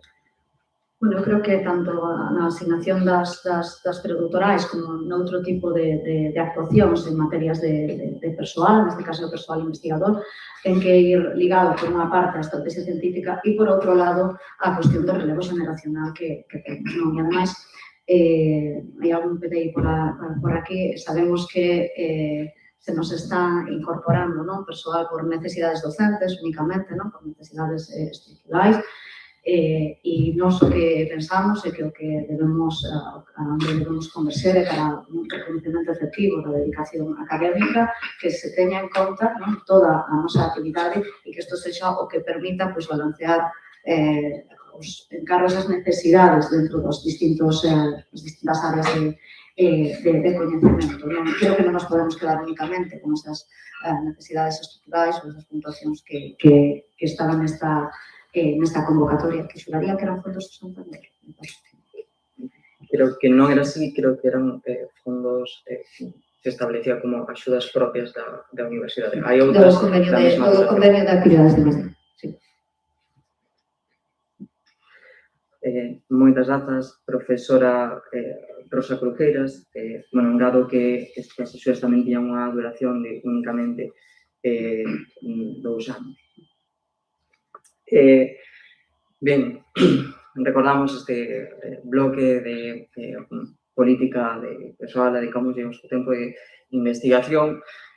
Neste marco están os centros singulares e aquí a pregunta que se nos plantexa que, de acordo co que plantexa Alonso, fomenta esa democratización no marco universitario e gustaríamos saber se plantexan crear estructuras democráticas dentro dos actuais centros singulares dun xeito semellante ao que teñen xuntas de facultade, xuntas de escolas ou departamentos. Profesora Maite Flores, o tempo é seu. Isto tamén é unha das cousas que era un punto conflictivo dentro da redacción dos estatutos, non? Precisamente a proposta última penso que era democratizar, como ti dices, eu penso que democracia na universidade temos en calquera caso, pero era facer algo, un organismo similar, unha estrutura similar de modos de elección ás xuntas de facultade. Non iso penso que é o que estades preguntando ou o que se está preguntando o que se traslada. Os centros singulares e as xuntas da facultade teñen dinámicas ben diferenciadas, igual que os institutos de investigación. Aí temos direccións que se elixen nestes momentos, ao menos no meu instituto, que é o IMATUS, que pusimos en marcha entre o Consello máis eu, no que se elixe dentro da comisión científica, realmente se fai unha proposta para alguén que dirixa as liñas estratégicas dese instituto e despois esa proposta levase á reitoría, neste caso, pois a reitora teria que aprobala, non? A mesma dinamismo que a xunta de facultade non o pode ter, porque, de algún xeito, pois na xunta de facultade, cada un dos grupos que pertencen e grupos de investigación que está integrados nas facultades elixe a que vai querer adicar os seus tempos. Sen embargo, nos centros singulares hai unhas líneas estratégicas nas que se hai que alinear, non? Isto tamén é ben diferente e tamén hai que facer unha revisión dos grupos de investigación porque temos a definición de grupos de investigación do ano 2005, que penso que están máis que obsoletas, non? Entón, penso que queda máis que respondido que son caracteres totalmente diferenciados os dos. Moitas grazas, profesora Maite Flores. O tempo é da profesora Rosa Cruqueiras. Bueno, efectivamente, non? Traer a democracia a toda a estrutura da universidade e isto non pode estar confrontado con unha toma de decisións informada, con unha toma de decisións áxil, coa transparencia, co goberno, non? Eu quixera apuntar a algunhas cuestións que se me parecen fundamentais dentro de calquera estrutura, a limitación da duración de mandatos, o temos que ter. Temos que tratar de buscar ese equilibrio, non? Entre a gobernanza áxil, a toma de decisións potenciada participativa. Eu creo que no último borrador de estatutos o que se contempla é unha comisión asesora interna con representación de todos os colectivos. Con todo, eu sí que abogaría sempre garantindo participación e transparencia, porque este tipo de cuestións non se recolleran estatutos en uns regulamentos de réxime interno. Todos sabemos o que supón unha modificación estatutaria de onde se marcan unhas directrices e penso que sí sería máis áxil deixar dentro dos regulamentos de réxime interno a estrutura que sexa, que teña participación de todos os colectivos, por suposto, que garanta a transparencia e unha toma de decisións informada. Moitas grazas, profesora Rosa Cruqueiras. E agora damos paso a un último bloque, o cal trata sobre vida universitaria, en particular cultura, servizos e bienestar. Comenzamos con esos 2 minutos para que presenten esas vosas posturas, comenzando neste caso Rosa Cruqueiras. Vale, grazas. Cultura. Temos que entender a cultura como un dereito, como unha ferramenta de transformación, descentralizando e recuperando a súa presenza en espacios universitarios, non? E como canle tamén de achegamento á sociedade. Eu creo que isto é importante. Temos que construir, e isto temos dito moitas veces, unha cultura inclusiva, unha cultura diversa, accesible, con memoria, con identidade. E creo que é o momento, se non chegamos tarde xa, de preservar o testemunho do que foi a historia da Universidade de Santiago de Compostela a través de quen viviu este paso dunha universidade baixo unha dictadura a universidade que temos hoxe, non? Temos que tamén remarcar que a cultura científica tamén é cultura. Nos levamos no programa tamén a creación dunha unidade de divulgación e cultura científica para nós e para a sociedade, non? E temos que tamén activar iniciativas culturais vinculadas á cultura galega, facer cultura situada, e nos dentro da estrutura de goberno apostamos por unha vicerreitoría de cultura, lingua e patrimonio. No tocante ao benestar, eu creo que temos un programa de compromisos con principios que buscan o benestar, a igualdade e o cuidado das persoas, así o tratamos tamén de transmitir nas nosas actuacións. Hai unha vicerreitoría, neste caso a de estudantado, que levaría tamén a parte de igualdade, diversidade e benestar. Dentro do ámbito do benestar, simplemente citar algunhas cuestións que son relevantes, en particular para o estudantado, a atención psicolóxica, que neste momento se presta únicamente a estudantado, temos que dala a conocer, fortalecela, estendela a Lugo, e tamén a toda a comunidade universitaria, poñer en marcha as unidades de orientación e acompañamento educativo, acompañamento pedagóxico, reforzar o plan tutorial. Falaba antes do social, crear esa área de servizos sociais para definir, para ampliar, para executar políticas sociais que respondan ás necesidades da comunidade. Por favor, moitas grazas. E agora, neste bloque sobre cultura, servizos e benestar, continúa comentando as súas ideas Maite Flores. Pois, para a nosa universidade non é somente un espacio de docencia e investigación, é tamén un espacio de convivencia, de cultura, de formación integral das persoas. Pero falar de vida universitaria tamén significa falar de servizos e falar de benestar. O estudantado precisa condicións adecuadas, necesidades para desenvolver a vosa etapa universitaria coas bibliotecas, servizos de apoio, e non lo podemos vender realmente como un extra. Temos que prover todo eso, porque eso é realmente o que vai formar como estudantes. Queremos unha universidade que vos escoite. Nos dicíades un día, reunidos con vos, que non se vos escoitaba cando falabades e non se vos tiña despois en conta nas vosas votacións. Queremos facer que sí se vos teña en conta.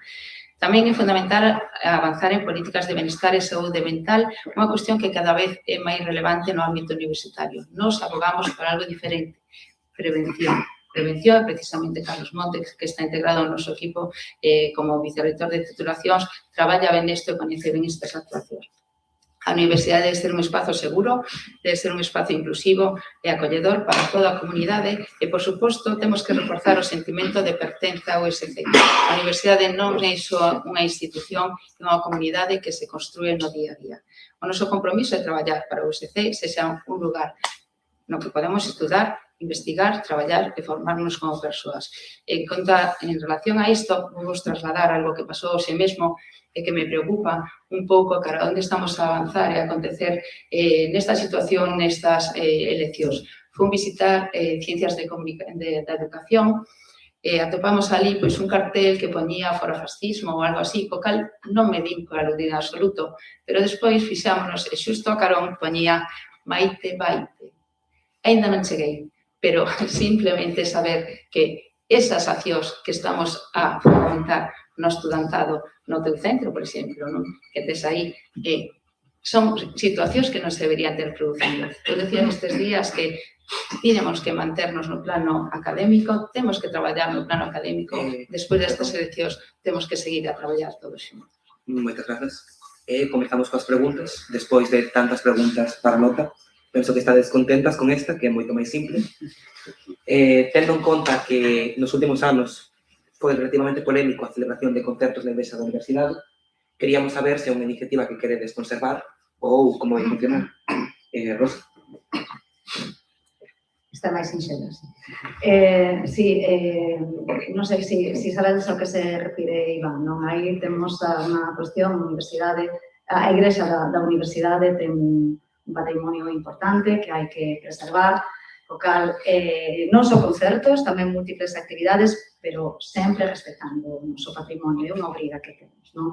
De feito, marca a LOSU, que nós temos unha vicerreitoría que se xa Cultura, Lingua e Patrimonio non é algo casual, artículos 19, 20 e 21 da LOSU, temos a obriga de conservar, de preservar, de promocionar o noso patrimonio, non?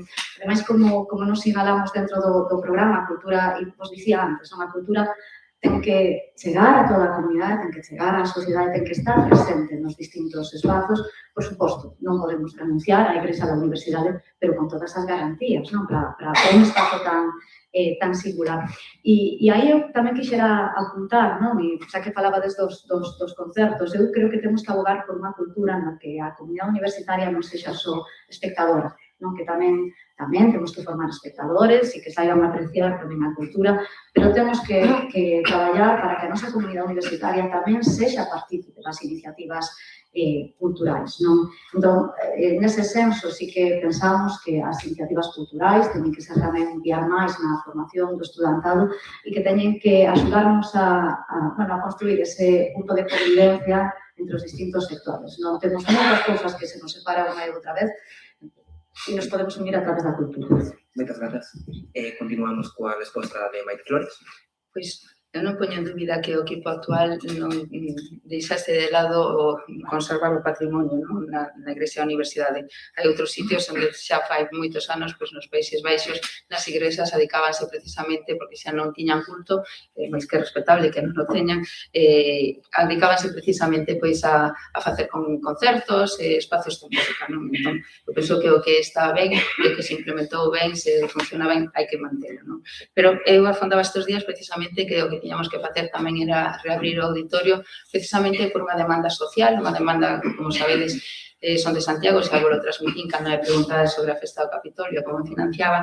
Entón, neste caso, hai moita xente que nos está a decir que temos un espazo pechado, infrautilizado dentro da universidade e non estamos ofertando a Santiago, a cidadanía de Santiago, nada cultural que se pueda desenvolver aí. Entón, penso que tamén temos que traballar nesa parte. Vale. Moitas grazas. Continuando, nestes últimos meses, falouse moito da situación do pabillón e da situación desta infraestructura e como impedía a realización de actividades. Pero outra problemática neste sentido é a falta de persoal. Por exemplo, unha baixa está provocando a cancelación de moitas actividades, en particular agora mesmo de voleibol, e pensamos que este pode ser tamén un problema a tratar máis aló de a situación do pabillón. Entón, gustaríamos saber que medidas ides tomar para paliar esta situación. Rosa. Vale, a ver se non me toca. Eu aquí non sei se a baixa era de persoal noso ou de persoal da Fundación. Se é de persoal noso, sabemos que hai un problema coa cobertura das baixas, coa mobilidade, que hai que corregir. Vale? Se é por persoal da Fundación, e aquí como usuario do Servizo de Deportes, creo que o comentaba noutro debate, sufrimos os cambios de profesorado unha e outra vez nas distintas actividades e cando preguntas a que se debe, pois que a situación precaria de persoas contratadas por horas, de que é moi difícil que podamos dar un servizo de calidade nesas condicións, non? Pero isto entronca coa Fundación, que é un ente dependente da universidade, e eu creo que temos que observar con cuidado como se actúa ali. Non podemos ter un pouco de precarización un ente que depende exclusivamente de nós. Perfecto, continuamos. Profesora Maite Flores. Pois, efectivamente, se o persoal da Fundación, en calquera caso, teremos que responder por el, non? Non sei se falades en particular dunha baixa puntual que aconteceu nun momento ou se falades dunha baixa máis prolongada. Non coñezo tamén as respostas a todas as preguntas, eu non teño información, se nos as tiveras pasado antes, non? Pois podería responder desta forma fluida, pero sí que é certo que se hai baixas hai que intentar reemplazalas, sobre todo se son baixas a longo prazo, de algún xeito. Os de Servicio de Deportes non pode haber ninguén máis comprometido co deporte. Sí que pode haber alguén. De feito, había persoas noutras candidaturas que estaban moi comprometidas co deporte, pero eu son unha usuaria do deporte e justamente facíame chegar precisamente outras consultas estes días por email, precisamente porque me decían que sabían que facía deporte, non? Entón, tenemos que facer que o deporte siga en marcha e que sexa tan importante, para o menos porque tamén é saúde mental, decía uno un día, como unha docencia de clase, non? Pero isto tamén pasa na docencia das clases. O reemplazo da docencia, algúns centros, precisamente de Ciencias de Educación, non o trasladaban esta mañá, pois reemplazar ao persoal que vos dá clases, ás veces cando hai baixas, dunha forma rápida e eminente, costa facelo. Tenemos que traballar nesa parte.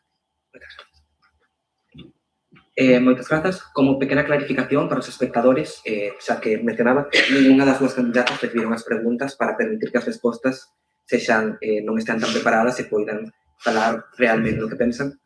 Continuando coa terceira pregunta, imos entrar un pouco nos programas de cada candidata. Imos falar de que actualmente hai diversas compensacións na universidade para persoas en situacións de vulnerabilidade, como desafiamentos ou mulleres vítimas de violencia de xénero. É unha proposta que houve durante esta campaña, foi a reserva de prazas nas residencias para persoas nestas situacións. Entón, gustaríanos saber a opinión das candidatas sobre a viabilidade desta medida ou se teñen algunha outra relacionada. Grazas. Sí, nos levamos no programa, non? As medidas de conversación, pois, en casos de, bueno, pois de situacións de vulnerabilidade, non? Se nomea desafiuzamentos, vítimas de violencia de xénero, pero non só iso, nos tamén levamos medidas por causas sobrevidas, pensade, pois, situacións no fogar, o que non podes volver por o motivo que sexa, isto xa aconteceu. E entón, bueno, nos antes de plantear pois, esa posibilidade de reserva non, nas residencias e que, bueno, pois, comenzamos co servizo responsable, tamén nas residencias sempre hai algunhas habitacións que están reservadas que se poderían empregar de maneira puntual. Eu creo que é importante tamén garantir un enfoque interseccional nas políticas sociais que tenemos en marcha, non? E creo que neste momento nos abogamos por esa área social. Creo que neste momento é importante tamén que observemos cales son as novas necesidades que están surgindo e dirixir esas políticas, bueno, pues para solventar, pues axudar a solventar estas circunstancias, non? Continuamos coa opinión sobre esta medida concreta, esta clase de medidas da equipa de Maite Flores. Moitas gracias. Pois, falabas de violencia de xénero. Violencia de xénero son palabras maiores e, por desgracia, está a ocorrer moitas veces, non? Entón, como non vamos poder implementar ou imos ter contemplado implementar, aínda que non o tiveramos, aínda que este por riba dos orzamentos, habería que facer modificación de algún xeito para acoller a esta xente, non? Precisamente porque hai que protexer, voume sumar as palabras que sempre di Rosa, e coidar tamén, non? Pero precisamente aquí non somos coidadores de xente, pero sí que hai casos nos que hai que protexer e hai que favorecer que esa xente que precisamente ten unha vida moi difícil, te digo que volven ser palabras maiores, se senta acollida dentro da universidade. Non somente dándoles facilidade para que poidan habitar dunha forma cómoda, senón tamén incluso con outras medidas máis dirixidas, non? Moito máis dirixidas. Sí que é certo que neste momento sabes un pouco como están as bolsas, os de Ministerio. Isto digo non é porque teña preparado, senón porque o dicía Cotío nas charlas nos centros, non? As bolsas do Ministerio son as que dan un funcionamento normal para solicitude de estudantado e na Xunta de Galicia son as que teñen bolsas con cartos alicados para esas bolsas precisamente para causas sobrevidas como pode ser esta, non? Moitas grazas. Continuando con estas pequenas preguntas sobre viabilidade de propostas, existiu tamén outra durante a campaña sobre o establecemento dun período de vacacións entre a finalización do período de exames e o comezo das clases. Gustaríamos saber como de viable vedes esta medida e cal pensades que será acollida por parte do profesorado e do PDI de levar a cabo algo así. Pode comezar, como no resto do bloque, as compañeras. Bueno, esta medida non está no noso programa. Non sei como encaixaría, a verdade, as semanas son as que son, o curso xa empeza moi pronto en setembro, estamos rematando polo apóstolo, co cal meter unha semana de vacacións, entendo a demanda, pero meter unha semana de vacacións entre o primeiro período e o segundo, supoño que o habería que desplazar polo comezo ou habería que desplazar polo final. Entón, haberá que velo, non sei que marxe hai, e insisto, isto non o tiñamos contemplado, se mira, pero todos sendo conscientes de que ten un comezo ou antes, se hai pouca marxe en setembro, ou ten o despois. E finalizamos este bloque coa resposta de Maite Flores sobre a viabilidade desta proposta e a opinión que pensa que tería o profesorado sobre levar a cabo. Pois nós tampouco tiñamos incorporado no programa, pero a verdade que nos últimos tempos foi unha das reivindicacións que nos fixeron achegar de forma máis frecuente, non? Entón, sí que é certo que comenzamos moi pronto en setembro, rematamos tarde, pero tamén é certo que se faxa contaxe de horas, pois permite que algúns centros, precisamente algunhas facultades, adiante os exames para comenzar antes das vacacións de Nadal, non? Entón, habería que facer a contarse de horas, e o mellor asustando un poquinho para a parte de diante e tamén pola de finalización do curso, pois isto poderase levar a cabo. En calquera caso, sabemos que a día de hoxe a realidade que haxa ou non haxa esa semana de descanso, moitos de vos tomades esa semana precisamente para facer outras actividades de convivencia na que vos despertades e viaxades e demais, que vexo que asintes porque efectivamente isto é o que facedes todos vos. Por eso, precisamente, fixen un reel fai pouco e publiquei nesta dirección, pois, dando vos escoita, imos tentar incorporar, imos estudiar a viabilidade e pensamos que pode ser. Ben, pois, moitas grazas. Gustaríanos, antes de pasar ás preguntas ao público, engadir unha pequena aclaración. Como dixo o meu compañeiro, ningunha das candidatas, por deseo expreso dos organizadores deste debate, coñecía as preguntas de antemán. Isto tiña como obxectivo saber en que medida estaban interesadas e ata que punto coñecían algunhas das casuísticas da nosa comunidade universitaria. Neste mesmo sentido, queremos que quede claro que todas estas preguntas nacen de horas de debate e acordo entre tres organizacións distintas que representan a tres colectivos distintos e que en ningún caso intentaban ir a pillar con ningún aspecto, sino traer a palestra temas que consideramos. De todos os casos, cando temos que suspendemos, tamén non nos recoñecemos.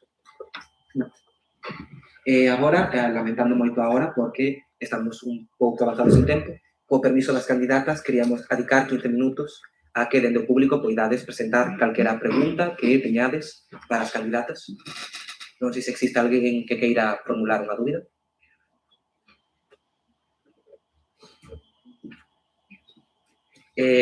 Gustaríanos que dediquedes 30 segundos a formular a pregunta, non é necesario que reflexionedes ou que... Ese se pode presentar para saber de que colectivos son, porque supoño que haberá diferentes. É que dediquedes unha gran extensión a expresar, simplemente dicir que sodes e facer a pregunta. Depende de que colectivo sodes. Ti xa sei que és estudante, pero digo por outras posibles. Sí, creo que as candidatas xa me quedan xunto colectivo estudantado.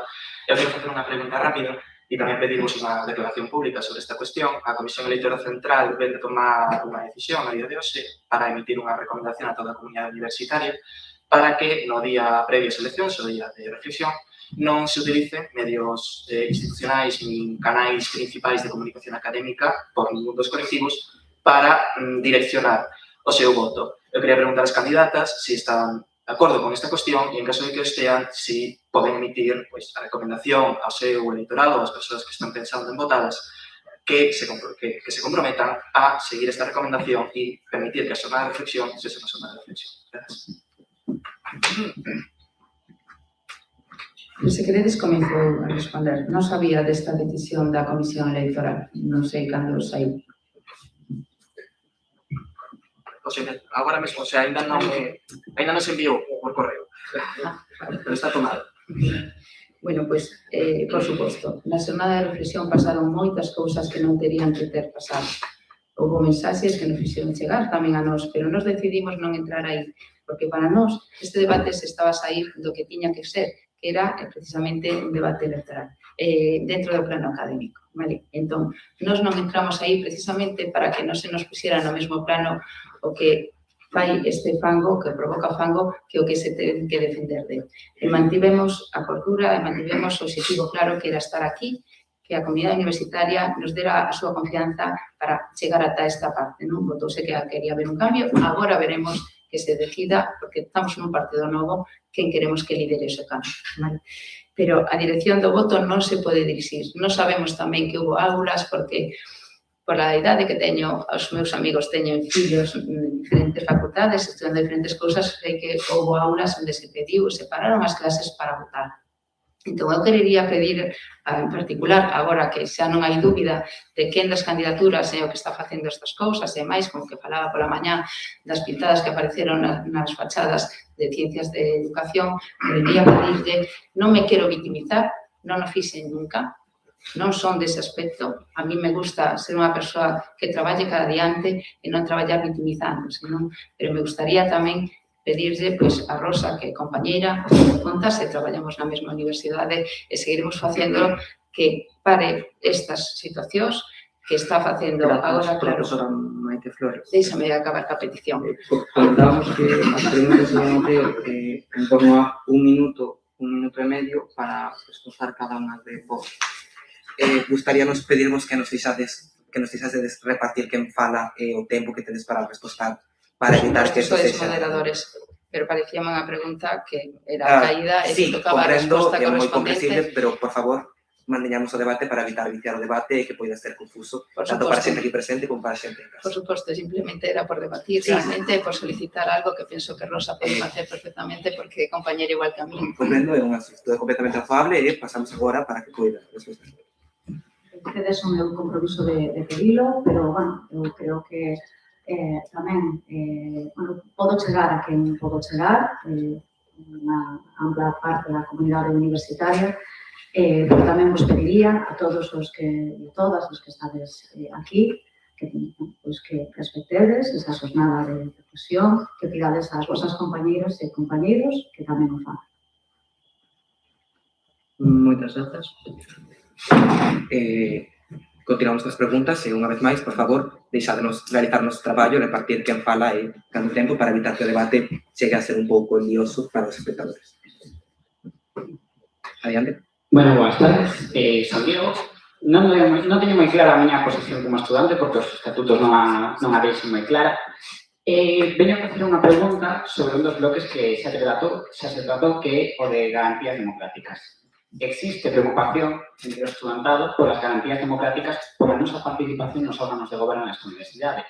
Precisamente, este ano, en verán, despois dun proceso de 2 anos, o Consello de Goberno desta universidade votou abaixo por segunda ocasión o regulamento de réxime interno proposto pola Facultade que veña, a Facultade de Ciencias da Educación, por non respetar as garantías democráticas. Como se entende que unha comisión permanente dunha institución de facultade non respeta a proporcionalidade do órgano? Nese sentido, a pregunta é clara. Que garantías ofrece cada unha das vosas candidaturas para que se respecten na nosa universidade estas garantías democráticas e se respecte a participación do estudantado nos órganos de goberno? Moitas gracias. Non sei se algunha das dúas quere contestar primeiro, tedes minuto e medio. Eu vou ser moito máis breve. Eu estaba nese Consello de Goberno con outros compañeros que están aquí e, de feito, sí que fixen intervención e votamos en contra do regulamento sabes, bueno, de que viña un informe tamén da facultade pero, bueno, creo que o que está claro é que non ten sentido, non, que unha comisión permanente delegada da Xunta non manteña a proporcionalidade que ten o propio órgano colexio. Se Maite Flores quere contestar tamén, Sí, a palabra. Claro, gracias. Por suposto, Diego, sei dese problema, xa me trasladaste tamén en algún outro momento, precisamente, somente por eso non votarías a decana do teu centro, dixeches en algún momento, non? De alguna forma, eu non podo afondar máis no mesmo, é dicir, temos que darvos voto, temos que facer que participedes. Existe unha outra pregunta, unha outra persoa que queira formular algo?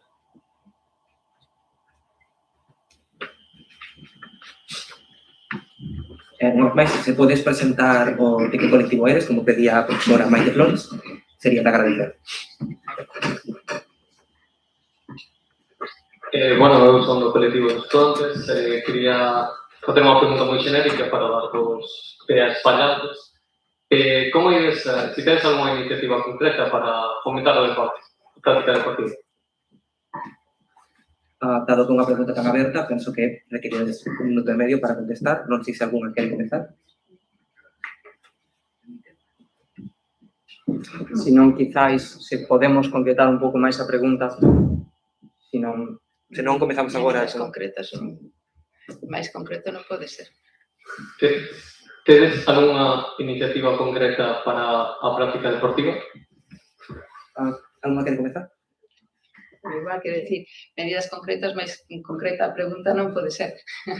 Pois si, temos medidas concretas. O primeiro é, precisamente, mellorar un pouco as instalacións, porque ti ben sabes, a parte de vexo que tes aspecto deportista, en da que a miñopía non chega para verte a cara, efectivamente, temos instalacións deportivas que neste momento moitos días hai que cancelar os partidos, verdad? A mí tamén me pasou porque non cumpren poder desorar e podes en realidad ser un peligro, non? O propio Javi Rico decía, pois non te recomendo estes días, Maite, que collas o pabellón porque vas ter que cancelar, non? Entón, as medidas concretas comenzan por aí, comenzan por facilitar e por prover deporte para que o estudantado, tamén o resto da comunidade, poida facer deporte. E tamén para o sector en Lugo, porque parece que se estamos aquí debatindo e como se retransmite isto, precisamente en Lugo teñen esa escasez e falta de pabellóns e non poden facer deporte porque tamén a cidade ten esas carencias, non? Falábamos co alcalde de Lugo, falábamos precisamente de facer novamente un traballo mixto, pero mixto entre as administracións públicas para proveer tanto a universidade como a cidade de espazos de deporte. Profesora Rosa Cujeira. Vale, moitas grazas. Para facer deporte precisamos instalacións, como apuntaba Maite en Lugo, temos unha eiva e ao longo deste tempo, non? Co contacto coas persoas usuarias do servizo de deporte, surtiron algunhas iniciativas que trasladamos tamén o Concello sobre o uso compartido de outros espazos aquí na cidade que puderan axudarnos a adaptar horarios, porque isto creo que tamén era unha queixa no horario no que tedes actividades, que colapsa moito ca intensidade da docencia presencial que temos.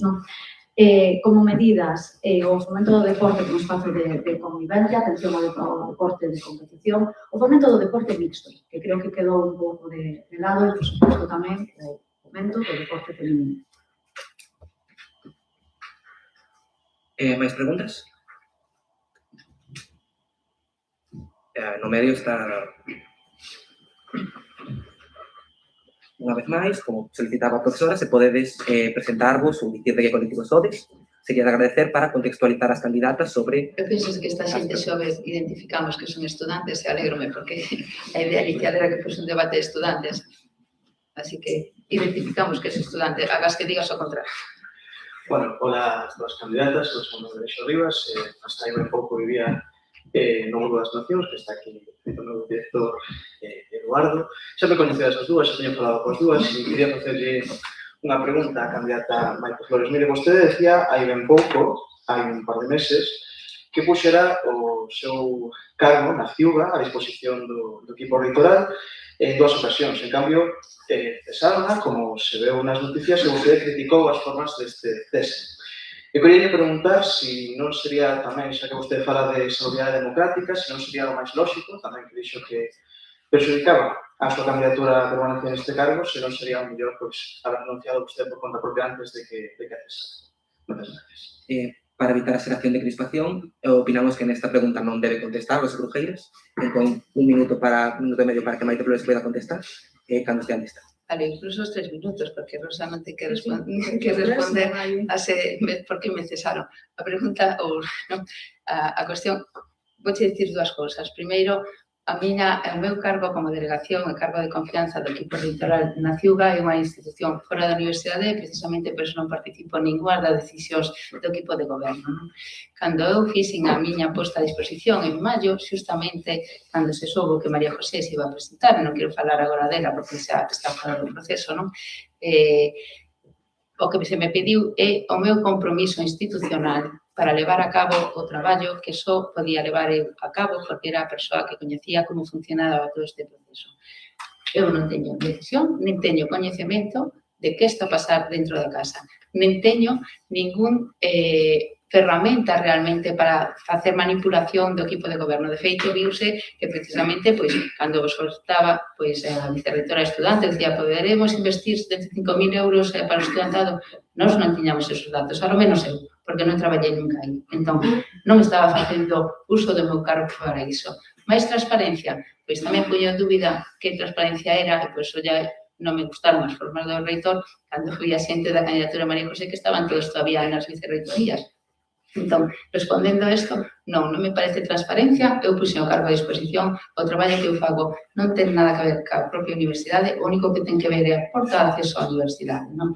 Pero agora tamén che vou dicir, tamén o que me resultou moi extraño é que precisamente se nos pechasen as portas para acceder e visitarvos a vos a través dos vosos representantes, non sei se eras ti en particular, porque non te coñezo, cando representabas a un colectivo do estudantado que se vía representado. Despois, algúns deles nos escribiron a título persoal para pedir falar con nós novamente, non? Entón, non é xerar crispación que decíais, pero sexamos un pouco consecuentes, é dicir, volvo a dicir o mesmo, este estado de crispación e odio que se está xerando neste momento, polarizando as forzas, non me gusta. Na nosa universidade temos que respetar o pensamento de cada un e cada unha de nós. Cando somos representantes de alguén, estamos representando, non nos esquezamos disto, é dicir, non podo solicitar visitar a residencia do Burgo porque fixeste escorrer o bulo de que ia a privatizar as residencias, dicídeme onde estaba eso, díxeme rematar.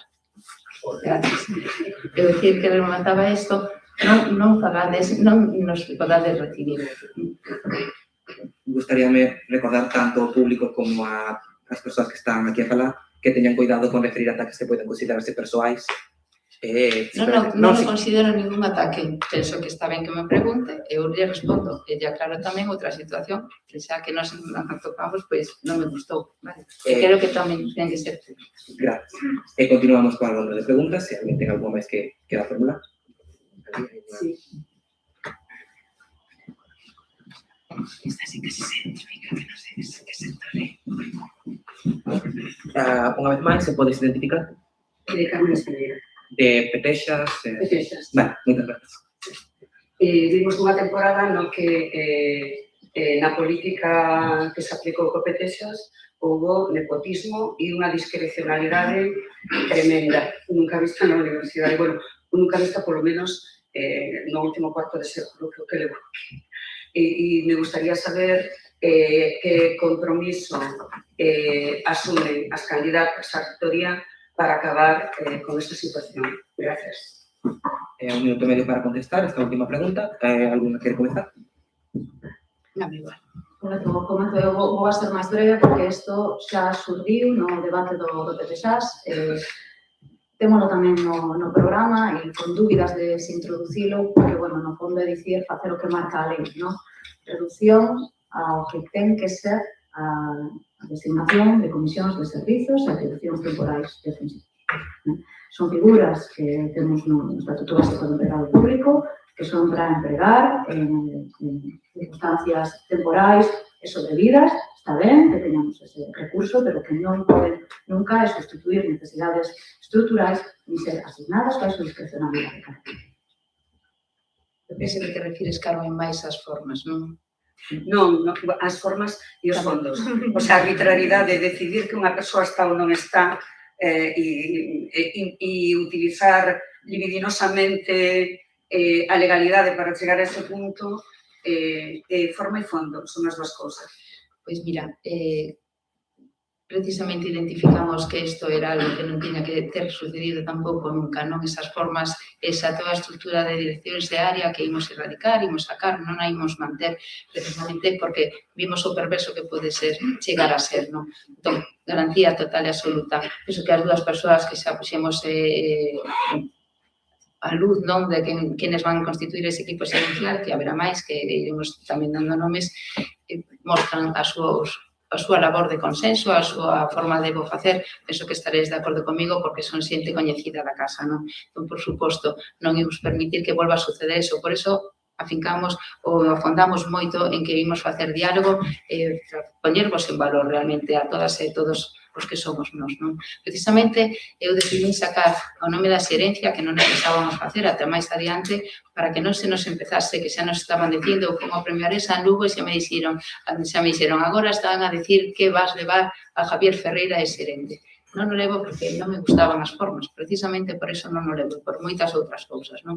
Entón, precisamente por iso fixemos aflorar o nome da xerencia. Non me gusta como foi a xerencia deste caso. Moitas grazas, profesora Maite Flores. Pasamos entón a ese minuto de ouro para as súas candidatas. Como comezou a profesora Rosa Crujeiras o debate, será ela quen faga ese primeiro minuto de ouro. Cando queira.